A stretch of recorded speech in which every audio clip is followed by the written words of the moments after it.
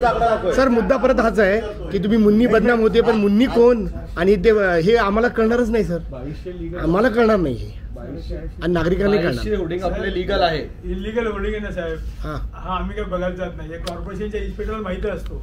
मी तुम्हाला एक उदाहरण देतो, ऐका. साधं उदाहरण सांगितलं आयरेंनी, त्यांचा जो फ्लिक त्यांचे जे होर्डिंग आहे त्या होर्डिंगच्या समोर पुढेच दुसरं होर्डिंग लावलं. माझं होर्डिंग समोर आहे, बरोबर. अनधिकृत आहे, बरोबर. मग असं प्रत्येकाला तुमच्या जे कोण सदस्य आहेत त्यांना प्रत्येकाला माहिती असणार की हे अनधिकृत आहे, हे माझ्या शेजारचं आहे, जे ज्याला लायसन्स आहे. मग हाकडे तुम्हाला अंदाज माहिती पाहिजे. सर तुम्ही थोडा वेळ घेऊन सांगितलं तरी चालेल नंतर सुद्धा. हा तसंही आहे. बघा काय तुम्हाला सांगतो पुन्हा एकदा की साधे सरळ आहे. माझ्या शेजारी एखादं घर उभं राहिलं किंवा माझ्या शेजारी होर्डिंग उभं राहते, त्याला परवानगी आहे का नाही आहे याची मी व्यवसाय म्हणून प्रतिस्पर्धी म्हणून करणार आपण. कळतं मला की हा माझ्या शेजारी हा अनधिकृत आहे.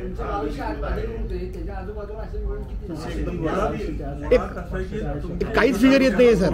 समोर त्यांनी 5-6 बोट 40 यांच्यासमोर 5-6 बोट त्यांनी लाईन लावली.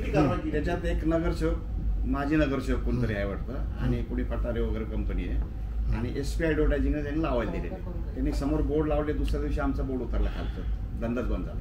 गेले 6 महिने झाले. मी आयुक्तांना पत्र दिले, परिमंडळला दिले, उपायुक्तांना दिले, सगळीकडे पत्र दिले, काही ऍक्शन. तुमचं अधिकृत असून उतरलं गेलं असं म्हणताय तुम्ही. आमच्या बोर्डच्या समोर लावले त्यांनी, आमचा पण झाला. मी मगाशीच सांगितलं की राजकीय लोकांनी जाहिरात फलका ह्या व्यवसायामध्ये हस्तक्षेप सुरू केल्यामुळे ऐकतच जे जुने आहेत सर. मी सांगितलं सर त्याच्यावरती नाव आहे, हा मुद्दा आहे. तो म्हणतो पठारे म्हणून. पठारे सांगतो का बाबा ते कोणी माझी नगरसेवक कोणतरी.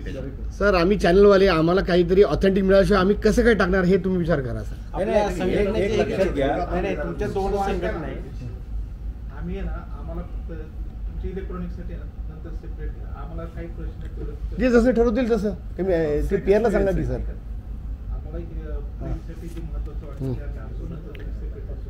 जर पेअर म्हणेल तसं करू आपण. मला आम्हाला पियानं आता बोलवलं.